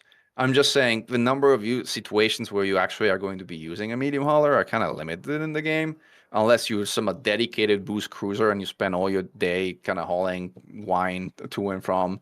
Rackham's Peak. But the reality is, even Rackham's Peak public holiday happens, what, once a month or something like that? So, I mean, even if you were a dedicated wine hauler to Rackham's Peak, you'd be taking this ship out for a spin once a month. So, I don't know. Like, yes, it's a great medium hauler, but it's only a great medium hauler. The hardpoints suck. This thing made me sweat killing a Hydra the most of all the new ships that I've fought with, even more than the Panther, to give you an idea. Like, it's very, very difficult to fight in. I mean, again, as you can tell, I'm not in love. Ah, I see. Interesting perspectives overall. You're taking it only on anti-Xeno. Because here's the thing, right? It's very clear where your biases are. I smell it. Obviously. Like, but, not right. Right, so generally speaking, so Type 8, essentially it literally is made to dominate the medium ship category for hauling. Overall, just dominating any kind of a small outpost where only medium and small ships can land. And that is something that you should not overestimate, or well, underestimate rather, because here's the thing, right? Robigo is a passenger mission hub, right? And used to be that the best ship for that sort of a thing would be obviously the Python, which is the biggest cargo capacity ship for mediums, or at least used to, until just recently. And sure, Python should have never been the highest cargo capacity ship. Type 7 should have been. But that's a different story. When it comes to Type 8, yeah, when Type 8 was released, developer can't do Robigo. yeah. True. But yeah, here's the thing. When developers released Type 8, they didn't just simply beat Python in the cargo capacity. They just overshot the moon so hard that I honestly struggle to believe that this is a medium ship overall. Because here's the thing, right? It has more cargo space than quite a few large ships. In fact, it has more cargo space than Type 7. And yet, for some weird reason, it is a medium. So where the hell is all that cargo going? This is the most blatant case of developers, in my opinion, literally not caring. Since I'm streaming with Mechan, I try not to swear. You know what I was about to say. So they genuinely overshot so hard. It's like it's like a kid made it, like a parody. Essentially, I like trading ships. This trading ship will have the best cargo space, and then it has the best speed, and then it also turns really quickly. You know, that sort of attitude. Like, come on, man. Seriously, you can both make a really good ship, or for the role specific ship that actually beats everything before, and yet still have drawbacks. And in fact, I'm not seeing particularly any big ones for Type 7. Sure, the hard points and what else for combat and so on, so forth, but it's a trading ship, right? Fundamentally, it size-wise doesn't make sense compared to Type 7. Overall, it has a medium hard point, which sure, it's a Type 7, next version of a Type 7, whatnot else. So yeah, but the fact of the matter is that medium hard point unlocks all the mining styles immediately. That's a big boon, and that should not be underestimated at all. Next thing is the top speed, the rotational speed, the jump range. Most of all, it doesn't make sense in overall, right? So for the tonnage that this thing can haul and the weight of the ship itself, unlike Type 7, Type 9, and then Type 7, Type 9, and Type 6, right? All of them sort of go in a line. And then, when it comes time for Type 8 to arrive, suddenly, the speed goes down as the size of the ship increases. For Type 8, it just suddenly drops, or rather beats the Type 7, which just, again, it does not make sense in that sort of sense. And I've repeated this time and time again about the ship. It frustrates the hell out of me because it's so blatantly made OP without anyone caring about the game's balance or the roles of the ships themselves. It really disgusts me just how brazenly it was just farted out. And it's just sad. So, my suggestions overall was reduce the top speed, reduce the rotational speed. Potentially, yeah, you can easily drop a couple of internal cargo space units and still beat Python, and still be better than it, and it would make sense. Tonnage-wise and then overall the size-wise as well. So, for example, max it out at 330 units of cargo, and it still is better than Python, and you don't need to go overboard. But because, hey, money, we need to make it even more OP, and blatantly so. Like, it's pathetic. If more than any other ship, this one just made me really say it's just pathetic. So yeah, also reduction in shield HP. But yeah. I don't care much about the Type 8. Like, yeah, I can tell. Like some ships have a fair soul enough. to me, and fair enough. I have a history, but I've killed a Hydra in pretty much all of them. But you can't kill a Hydra in, and this one I just really fell in love with. I know I'm biased. Maybe we should force Mechan to do nothing but trading, you know, A to B trading or passenger missions to get a little bit acquainted with the game. And here is how another streamer quit Elite Dangerous. Oh no! Oh god. Okay, moving on then. Crate Mark II. Oh yeah, glory ship. Oh, Crate Mark II is probably one of the ships I have the most time in the game, together with Chieftain. And more recently the Corsair, but for the longest time the crate is so flexible and it's so good at so many things. We actually created this common it better be. It's a copy paste of Python. Well, it's a copy paste of Python with some upgrades to how it handles, with the ability of ship launch fighter, some which downgrades. With I don't know, like it has what? It has a slightly smaller less internal, hull, I think, shields. Well, Holly has more than enough hull for just about anything. Shields, it doesn't use shields for what most of the things it does. So, again, I guess if you're doing some PvE with shields, it might matter. But handling, it handles better. The weapon convergence is great. Not fantastic, but great. And, I mean, it's a freaking tank. I mean, it flies around, and it's fast for its tankiness. I mean, the only thing about this ship that's like its downside, if you want, is that it doesn't yaw. This is a ship you have to fly, roll, and pitch because the yaw is basically non-existent. But if you take, you don't take that away. You just take it for what it is. Like with that downside in mind, it used to be the meta ship for a Titan War, for the Firewall War. It could swing AXCCs. It's probably behind the Corsair the best platform for modified short cannons, which in turn are the best anti-Xeno weapons in the game. But it's a great platform for many weapons in general.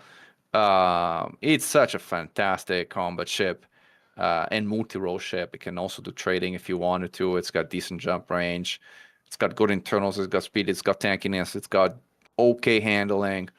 It's a heavy fighter. It's probably the first marquee heavy fighter, which means with its class 7 power distributor, it hits like a frigging truck. And with large hardpoints, it hits like a frigging truck.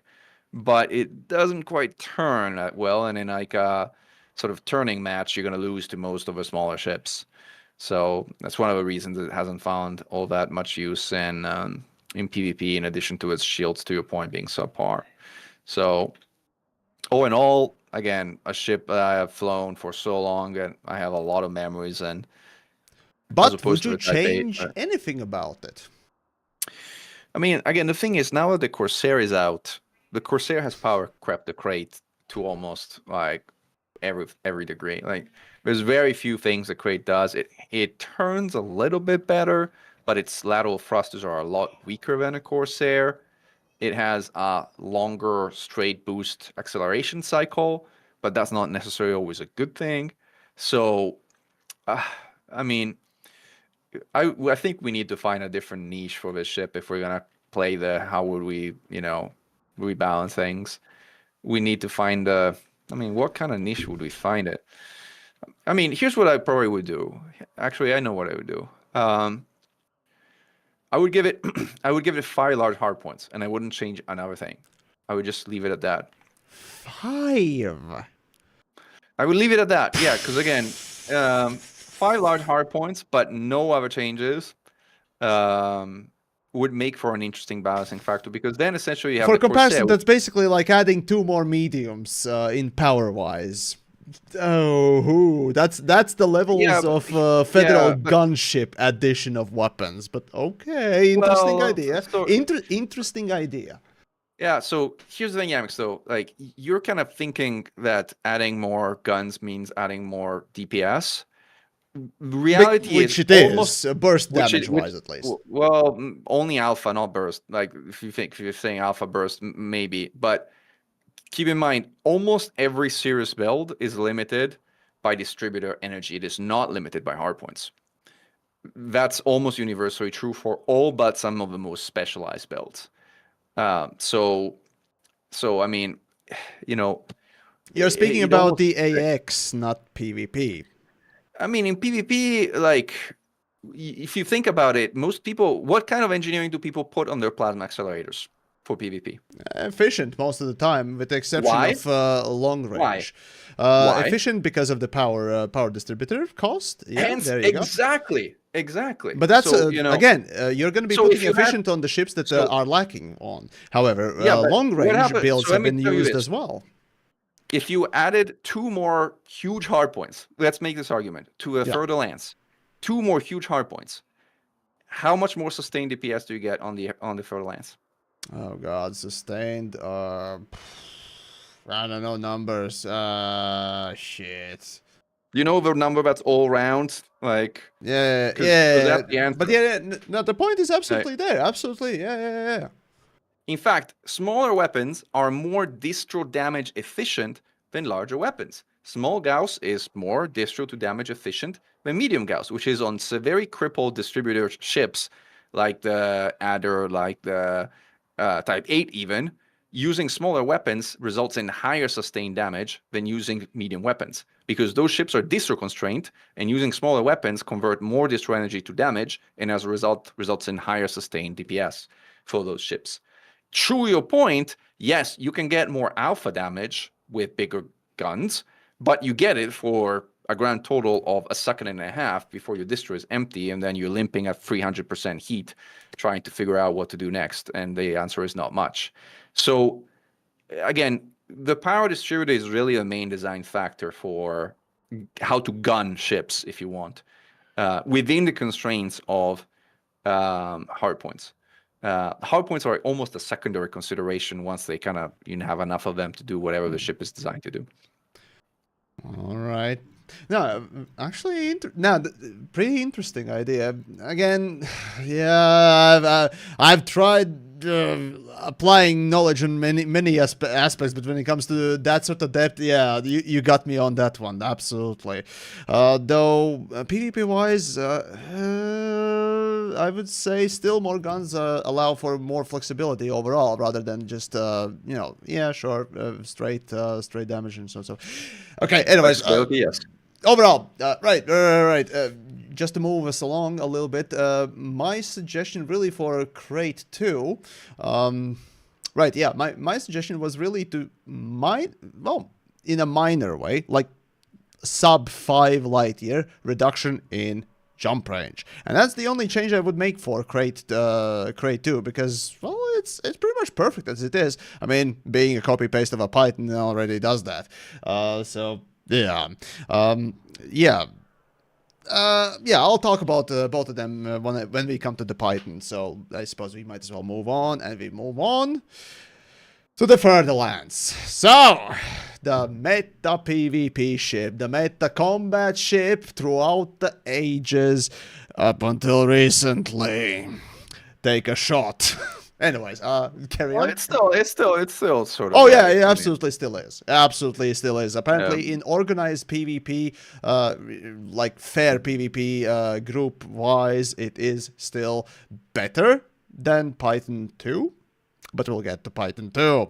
So then, for the longest time, this, well, it's hard to deny to be the best combat ship overall, and to a certain degree, I honestly still would call it OP for combat. It just does everything. Yeah, it does make sacrifices in jump range, internal space, hell, but what it manages to output, the ease of use of the ship itself, its flight pattern, thrusts, blah, blah, blah, mostly maneuverability is just so good that, yeah, this is kind of, or at least it used to be, the pinnacle of what a combat ship, both for PvP and PvE, would be, without sacrificing basically nothing of value for that type of a gameplay.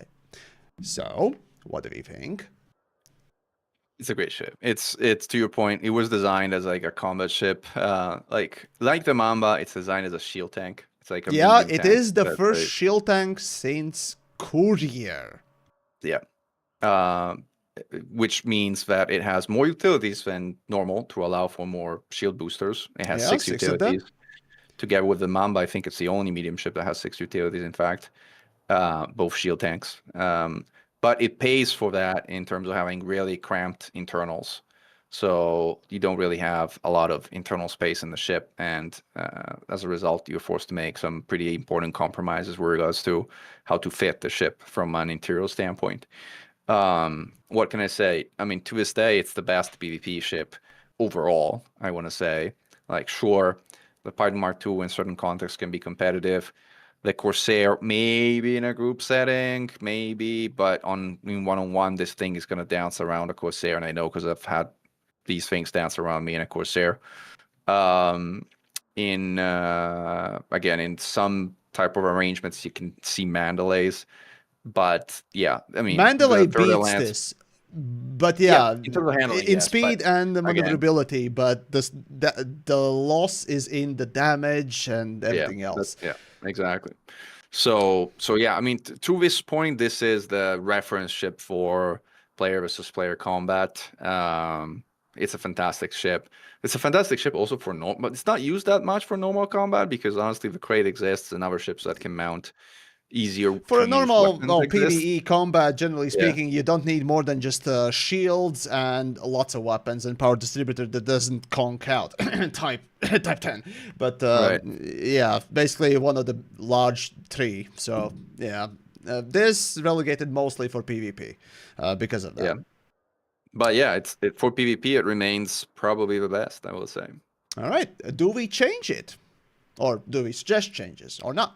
It's such an iconic ship in the history of Elite. I mean, there are some ships that have played such a big role in the history of a game that honestly, I would almost keep them as it is because they're kind of a reference standard for something. You change things around them, but I wouldn't suggest you change them. The Chieftain is game that changes. for AX. I agree. Absolutely. I would change. I mean, the AX for AX, the Chieftain is that, and for PvP, the Fer-de-Lance is that. Yeah. My suggestions, let's see. My suggestions were, yeah, generally speaking, as I said, yeah, with hull tanks requiring some buffs, properly just game support. And the same thing goes with shields. Shields should not be multiplicative, especially engineering. Or no, at least engineering, because the amount I gotta be careful. Yeah, I gotta be careful about the stacking. The amount of shields you can cram into this one are bullshit. There's just no 2 ways to describe it, really. So yeah, there's a big problem with engineering overall. But yeah, so yeah, yeah, overall I'd say just maybe a small shield decreasement, but that's again taking from the context of existing engineering if you don't want to change the game, right? In that sort of a bigger sense. So, but yeah, even as is, yeah, it doesn't need that much changing or at all. So moving on. Then to the derivative work of Mamba. Back when it released, it was the hottest ship in the game. You could be cooking so many thousands. Just by boosting, right? Yep. It was just so hot. Right. Ship that is made apparently for, or at least from an unreleased racing prototype, which essentially was just a fancy dressing up, lip service, whatever, when it really was just a Fer-de-Lance with a couple of stats changed. Still, those stats were actually surprisingly impactful, leading to Mamba becoming one of the faster medium, in fact, the fastest Until recently. Oh, no, actually, still, the fastest medium ship overall, reaching the 600 meter a second boost speed maximum. So, overall, it turned quite a lot slower, but had basically the same internals, same shields, just more hull, less, maneuverability, and just more straight line speed. That was the gimmick of this ship. Take the Fer-de-Lance, add it more speed, hull, and less turning rate. Done. And Yeah, it the ended up Mamba, being an interesting build. It's a weird ship. it's a very weird ship. It's a very weird ship. So these days, people like tend it, to but it's a use very it weird ship. overall for just strapping frag cannons and just zooming. The ship overall relies quite a lot on jousting tactics because of the speed. Obviously, that's the only thing that it has going for it. So when it comes to it, yeah, it's made for really boring PvP. Because, again, jousting and so on, so we'll return to that topic as well. But as is the ship, yeah, unlike all the other medium ships, with that little change in speed, well, it's not a little change, because Mamba actually goes nearly 100 meters a second faster than Fer-de-Lance, and that is changing quite a bit, but also it turns quite a bit slower. So, result, like I said, yeah, it goes fast, but it doesn't turn, and it makes for a really weird experience. That little difference to one of the better ships in the game is interesting, to say the least. And to a certain degree, you could say that it has a place in the game, but basically, like Fer-de-Lance, I suggest just simply changing the game with hull tanks and shields and racing minigame, please. Yeah, But that's it. I mean, That's it. it had a place in the game as the famous frag Mamba, as Yep. an alternate version of the sort of PvP, mostly for ganking players. But with the advent of the Python Mark II, that role has moved to a Python Mark II for all intents and purposes. That does that a lot better. So today the Mamba is a bit orphaned as far as a role in the game. Like I had tried to make a Titan bomber build for this ship before even Titans were released, which was, I think, interesting. But I mean, it's probably one of my most maligned builds I ever made. Maybe that's the comment where the worst theory crafter and ship builder comes from the other time, because arguably the Mamba build I had made as a Titan bomber worked, but it really wasn't the best build that one could make. And in fact, the Crate Mark II eventually overtook the Mamba as the sort of default Titan bomber. And eventually, when the Python Mark II came about, the Python Mark II took on that role as well. With that role sort of out of the equation, and with the Frag Mamba role out of the equation, the Mamba really doesn't have much of a role, which in my mind is disappointing, because I really love the design of the ship. It might be the one that, from an aesthetic standpoint, I like the best. It's just so sleek, and it just looks great in my book. I'd love to find ways to fly it. I have found some ways to fly it, mostly as a wing fighter, because it has those two small hard points that can be used for turrets. But it's such a niche use that, today the Mamba is going to be collecting dust in the hangars of most people, reality is. Yeah, that's the weird thing. For PvP, it's still kind of useful, but even so, it's relegated to one tactic, and that's shoot and scoot, if you will. But there you go. Right then. There's one change from Fer-de-Lance that it actually did improve, and that is the seat in the middle that so many people keep complaining about for Fer-de-Lance. Like, oh, it's the offset seat. Like, you already got the best ship in the game, basically, for combat. What the hell do you want more? Not to have at least one annoyance to it? Come on. But I get it. Yeah. So, moving then on to what I used to call the godlike ship, and still do, and that is Python. Fucking hate that you have to use the word Python 1. So the ship that I deemed the best ship in the game to a level that is straight OP. Nothing about this ship called to me as overpowering, yet everything about it was either okay or better. So it was good or okay in many areas. Whatever you could throw at it, it would take it and it would do. It wasn't the best at anything, but it was at the very least good and nothing less. Oh no, it was the best as a passenger ship. The reality is this still, was the best passenger ship. Yeah, Right. no longer No, because of Type 8. it was. Yeah, I know, but it was the. I mean, this as you can tell by the fact that my Python is called Robigo Runner. Yeah. This was my passenger mission ship for the longest time. And that's it. It's the only thing I used it. Actually, you know, this is interesting because like when I originally started the game, I remember eventually grinding my way to buying a Python, and I felt so accomplished. I felt like that I had this. Yeah, it is an accomplishment indeed. At the very beginning of the game, when I finally, you know, I traded in Silly Type 6 and Silly Type 7, and eventually I got the credits to buy a Python, and I felt like so cool, man. Like it's an endgame ship. Pretty simple. Back in the day, it was, you know, the Conda was this unattainable dream, and the Python was this pretty amazing multi-role ship that did really well in combat. And I've used it as a PvE combat ship back in the day. I'm talking almost 10 years ago, for a while. I'm feeling old. Yeah, exactly. But since the more modern days, this has been configured as my passenger transport ship. As you can see, like it's all passenger cabins and about it. I have it here in case passenger missions ever become a thing again. I should build a beluga or some other thing.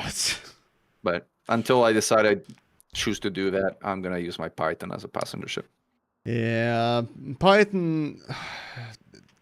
The video that I recently did was the versus the Python versus what was it, the Corsair and Crate 2, right?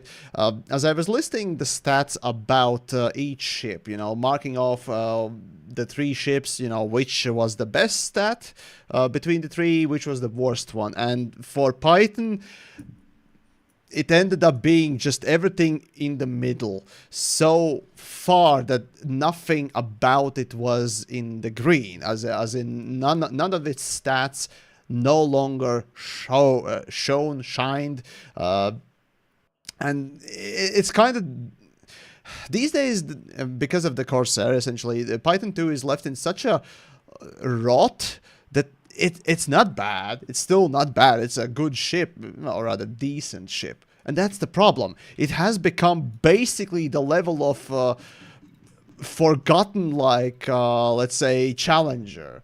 Yeah, there's some interesting things maybe about it, but because of the ships below and above it, you don't really even look at it anymore.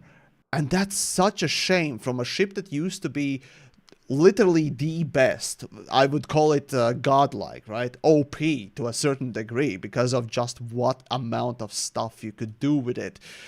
And it saddens me to see, well, the lack of care being given to the game balance when it comes to ships and their roles and what is being released and so on and so forth. So yeah, sure, Python should have never been the cargo king. I agree. Again, Type 7 should have for mediums. But outside of that, for combat, it's wonderful. I still try to this day make it work, or at least used to, because I don't know, after Corsair I just kind of feel like I want to give up almost. So yeah, with Python I tried making it compete with Fer-de-Lance. Yes, it was slow, it would never outturn it, but it had more damage, and that's what I relied on. More hull as well, and if only I got a little bit better, maybe I could beat, say, Fer-de-Lance. These days, why bother? Like, yeah. Anyway, we found the ship. Yeah. We found the ship that Yamix has feelings for. I just awesome. yeah, no, right. I Come feel on, give us a extreme heart. sad. Give us a heart symbol or something like for Yeah. the Python Mark One. Come on, man. We can tell you from feelings a Snook, little. A snook, little snow. snook. Yeah, so Right. that's all I really can Amazing. say. It should be the quintessential multi-role ship for the high end of medium ships, but it no longer is. Yeah. All right. So now we go to the new ships, right? I think. We go to misappropriately named nonsense that basically wears Python's clothes at most, and that's basically copy paste the Fer-de-Lance, the Python Mark II. It's funny. It genuinely is funny that there are still some space dads out there that, and even fucking ChatGPT literally mentions that, oh, it's just a better Python. Huh? No. Excuse It's not a me. Python. Have you It's a- seen this? Have you seen the it's a- stats? Yeah, I mean Like- this is misbranding. This is like Oh, false this is advertising to the this is extreme. deliberate This is the Fer-de- misbranding this to is a confuse Fer-de-Lance the Mark space II. dads. Yeah. It's so This is sad. a Fer-de-Lance Mark II. Like, yeah. Not the Exactly the Python Mark same II. insides, like near exact insides, near exact same stats. Difference is that, yeah, sure, instead of that one huge hard point and a bunch of mediums, you have four large ones and 2 mediums. Damage wise, it is a little bit more, but it's basically the same thing. Also, the power distributor is downgraded. Oh, but again, it's the same as Fer-de-Lance, so it's not Python. It really is not Python. Get that's it true through your heads, please. Yeah, the damage point comparison for Lance is true until you start thinking that you can put 4 pacifiers on this ship, and you can only put 1 on the Fer-de-Lance. And pacifier. Talking about OP, pacifiers are such an OP weapon. So That too. You can put 4 OP weapons on an otherwise still high performance ship. That's why the frag Python Mark II is so popular. Right? I mean, the fact This that is it the also push simply to has go to one the extra hard point overall allows you to simply be more versatile in general. And the drawbacks, literally the drawbacks of this ship are 2. It has less shields, slightly more hull to compensate, and also slightly less speed and slightly less maneuverability, like to the level of 5% at most. Like, is that really a fair trade-off? I'm sorry, but no. And what you're gaining instead is more versatility in the weapons. Sure, the same power distributor, but again, you can always compensate with that. It does restrict the ship in that sort of sense, but no, it doesn't. No. And what you're gaining, most importantly for combat ships, is about 10 light years in jump range for a fully built-out ship.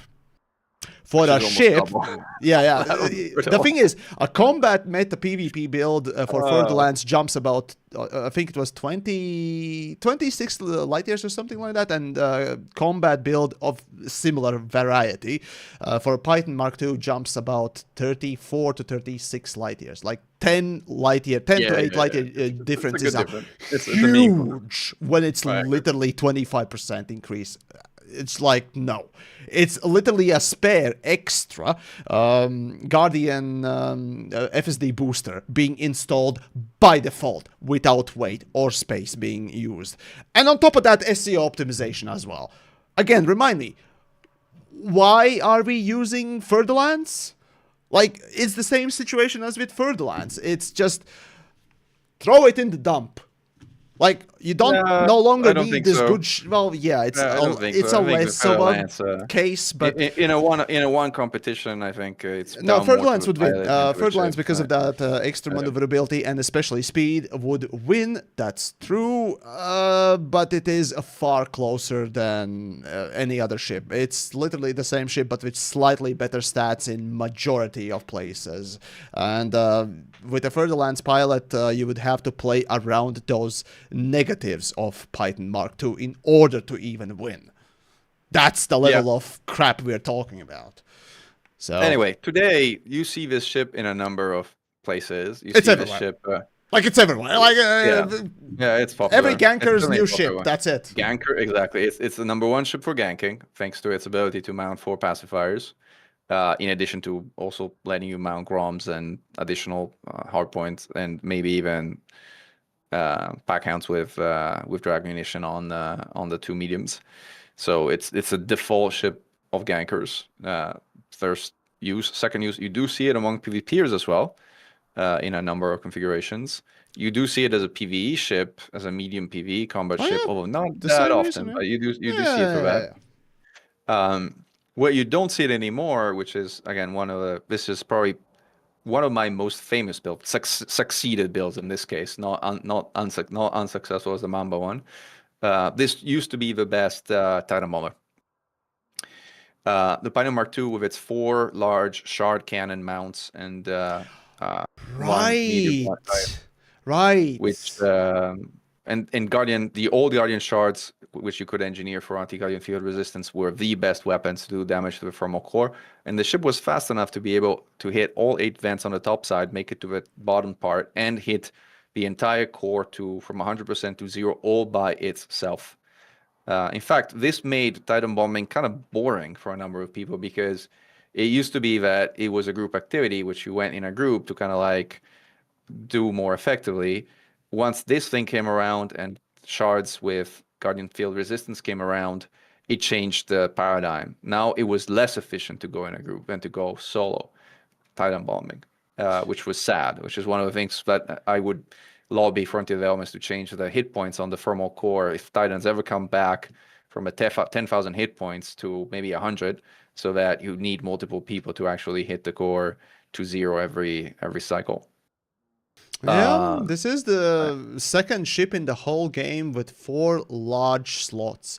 So in Anti-Xeno, it is it is the only other ship outside of Type 10 that doesn't waste the size slot in order to equip the maximum damage Guardian weaponry or experimental weaponry. So in that sense.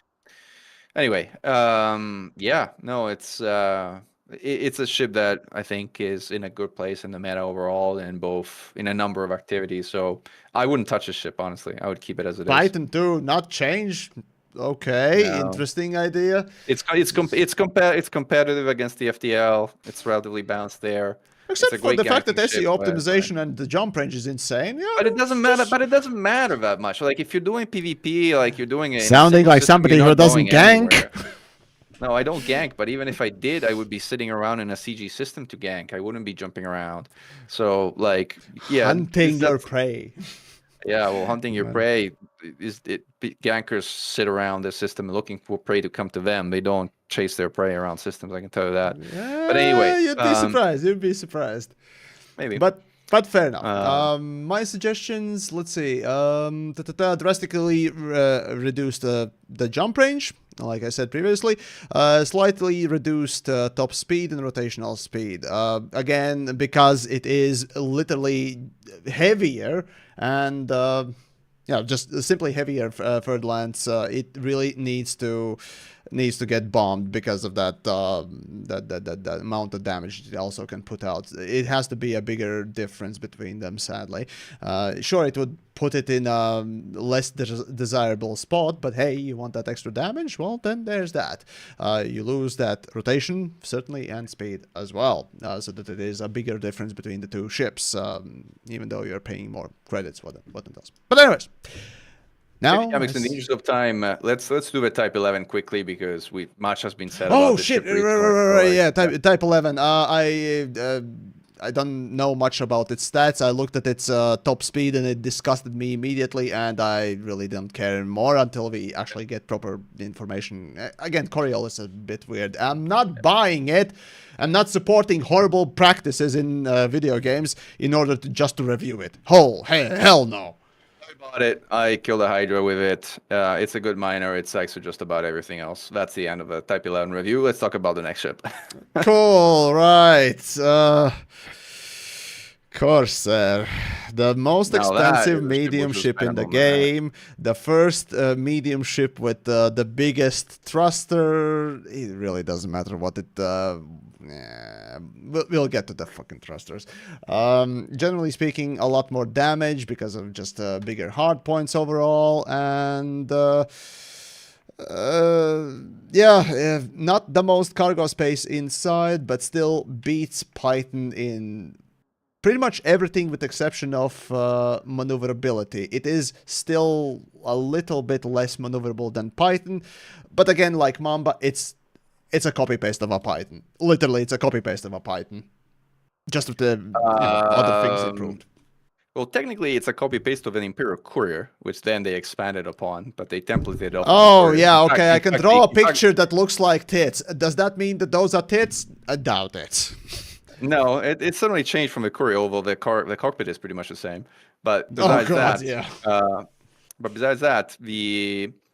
this is the best ship in the game Oh, yeah. by No, a it's wide overpowered as margin. hell. Like, This is the beyond best ship everything. in the game. Like, this might be the only ship that I agree with you is somewhat OP, but I love it. It's the ship I'm flying the most these days.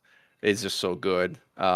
There's so many builds, so many configurations it can be. You can do up almost anything. It's a fantastic PvE ship. It can be used in PvP. It's the best AX ship in the game, and there's actually 2 or 3 builds in AX, and they're all fantastic and outstanding.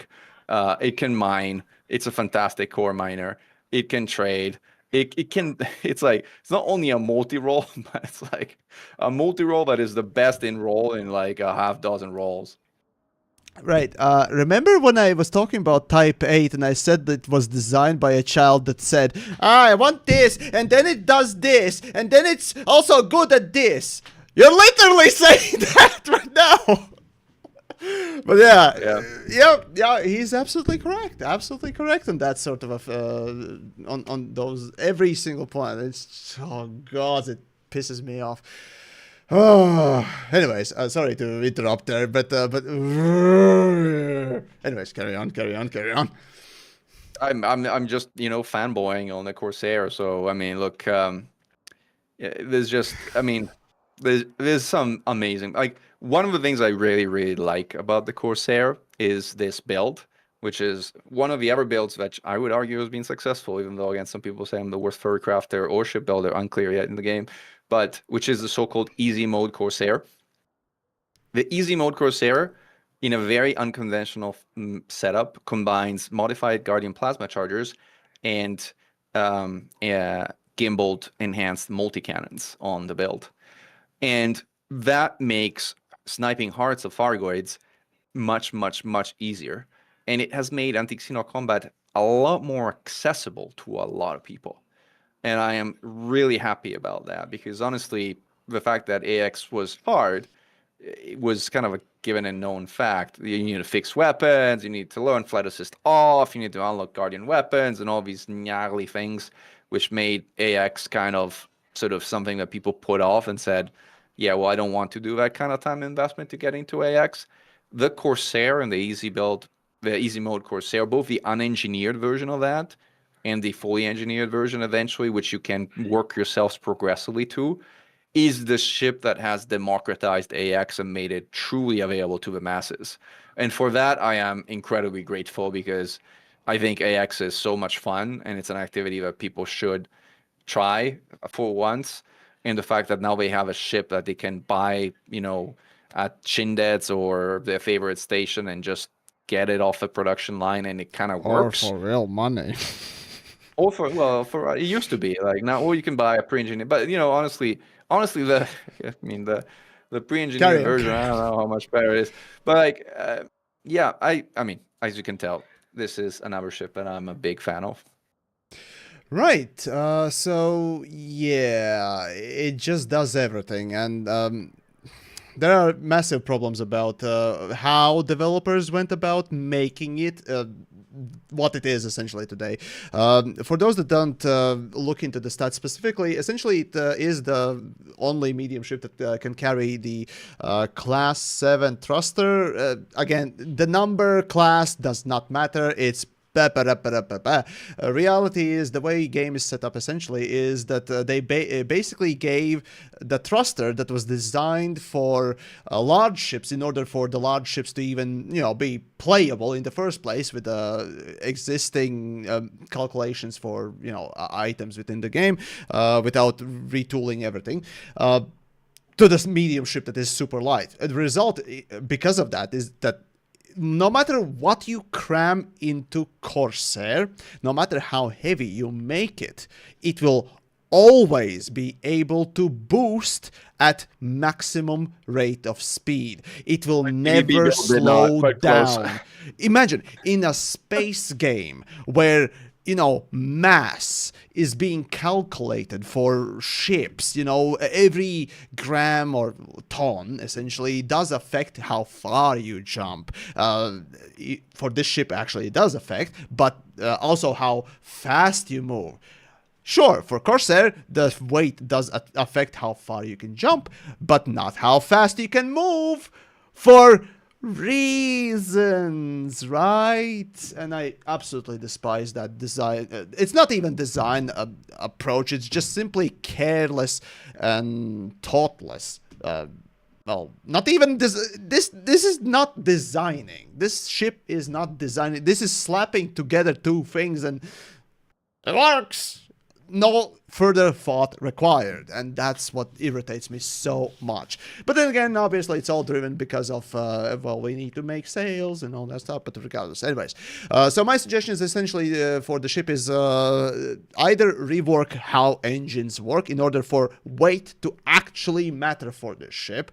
That's a bigger game change, or just simply remove the Class 7 thruster and just make it like all the other medium ships with Class 6 thrusters, where weight actually matters, blah, blah, blah. Another thing that is required, this is the fourth, I repeat, fourth furthest jumping ship in the game. Right? Python. Great. Like, no, this should not be jumping as far without making such a big sacrifice somewhere at least. While at the same time it is able to carry more cargo than Python as well. Like, where is the sacrifice, essentially, what I'm talking about for the medium ships? Yeah, so my suggestions additionally to reducing the jump range in order to actually make it a bit more sense-making, I guess. Remove weapons, but add optional cargo space if you want to make it into a more cargo-oriented multi-role and less for combat, or remove optional slots and yeah, basically make it less cargo capacitive than Python, but add more more utility slots, making it into a more of a combat build.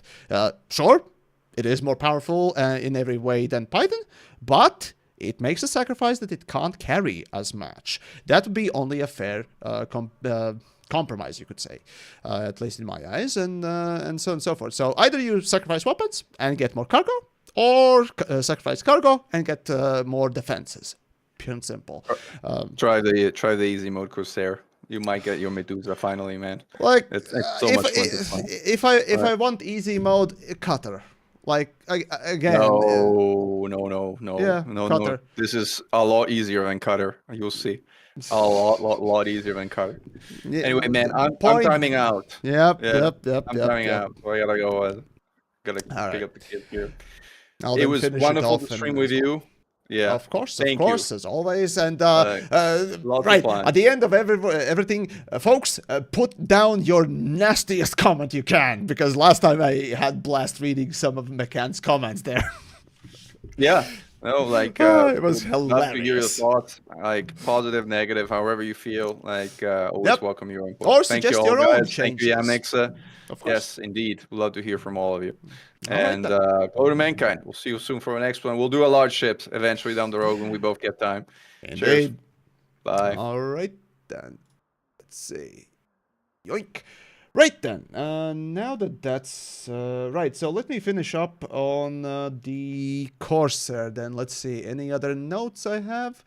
Yeah, it's either or for Corsair and yeah, pretty much every other ship. One note that I would mention kind of for the next time is Orca. Well, there is no medium-sized ship with luxury cabins. Why not Orca? Kind of guess. Or maybe make a new one. Hard to say. Either which case, that's that.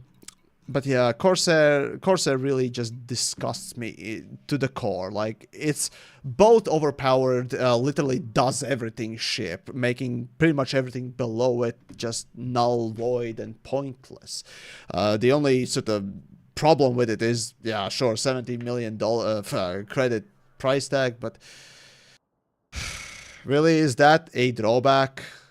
Well, yeah, it is when you're starting out, but you can again skip it with pay-to-win nonsense and so on and so forth. But it just, even stat-wise, it does not make sense. As I've said before, visually, it is slimmer quite a bit than Python. So where the hell is all that cargo space going? You know, the optional space going? Like, it really does not make sense. So here we are, just another ship that is released like Python 2, Type 8, Mandalay, Cobra 5, just overpowered for, well, let's be frank here, obvious reasons, sadly. So here we are. But yeah, these things really need to be balanced in order for other things in the game to actually be more viable, or in the first place to be viable in the case of, you know, something like a Keelback. Honestly, Keelback would be really interesting if it could be done and made into a anti-Xeno ship, perhaps. It would have at least some sort of a role or reason to exist, because combat trading, no, that just does not exist. Or maybe a SLF mining ship, right? That would at least give it some kind of option. Kinda, maybe. But regardless, at the end of the day, ships both need to be buffed and nerfed in order for every item in the game to actually have an interesting use and a use case. Because otherwise, why have them? Pure and simple. Why have digital pollution in your game? Like, generally, power creep also does not make sense. It is counterintuitive to healthy game and game design. It's a lot more fun when you have a lot more options and everything you pick up has a role or something interesting about them. So yeah, we need better ships. We need balance passes. But whether or not those will happen, I don't know. So now, that'll be about it for this evening. Hopefully you enjoyed. Of course, check out the check out Mechan first and foremost. I'll link his stuff down below somewhere. And of course, do check out the Patreon. Join the Discord if you want to support and all that good stuff. Or just join the community and all that. And, well, yeah, not much else to say, really. Thank you for watching. Check out the small ship episode. And hopefully we'll get back to you with the large ships and, of course, ship launch fighters as well. That's a lot shorter list. And to a certain degree, also quite a bit more funnier. But yeah, about Type 11. I'm still waiting for the stats to properly make sense within Coriolis to actually draw any conclusions, or the ship to come out for everyone else. Like I said before, I'm not buying the damn thing in order to just review. No, I'm not supporting bad gaming practices, and neither should you. But it's your money, your choice, your decisions. So now, that's about it. Take care, and I'll see you then next time. Now, where the hell's the button?